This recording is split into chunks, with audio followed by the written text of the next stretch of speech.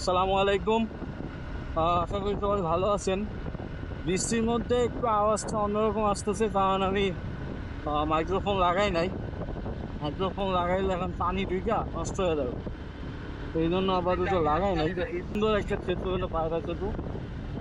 এইটা হওয়ার ফলে বরিশাল এবং কুয়াকাটা মহাসড়কের আহ, যত ভোগান্তি ছিল মানুষের, এইটা আসলে দূর করতে সক্ষম হয়েছে এই সেতু।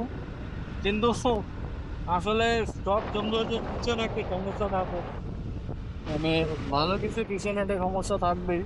সেটা হলো, আগে যে টাইমটা লাগতো লোকাল বাসে 2 ঘন্টা 10 মিনিট আমার বাসায় যাইতে, এখনো সেমই লাগে, কোনো পরিবর্তন হয়।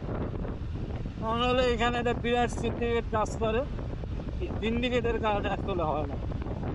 তো যাই হোক, আমি এই জন্য আলহামদুলিল্লাহ আমার ঘোরা বউ দুটোই এক, কিনা ফেলছি, তাহলে বাসায় যাইতে পারি। Look at this bridge. এই ব্রিজটার মতো বাংলাদেশের কম সংখ্যক জিনিস তৈরি হয়েছে বাংলাদেশ।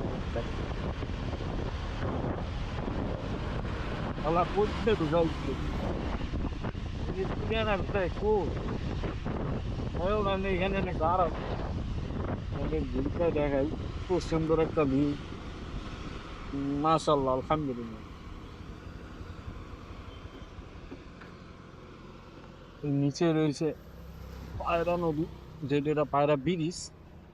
ওইটা গিয়ে আপনার ক্যান্টনমেন্ট, যারা পটুয়াখালীবাসী বলে তাদের ক্যান্টনমেন্ট, আর ঝালকাঠিয়ালারা বলে তাদের ক্যান্টনমেন্ট। যাই হোক, এই যে ভিউ, সুন্দর নদী।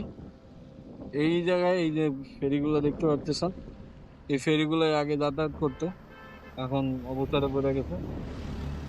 অসম্ভব একটা সুন্দর ভিউ, মাশাআল্লাহ, আল্লাহু আকবার। সময় নাই, যাইতে হবে।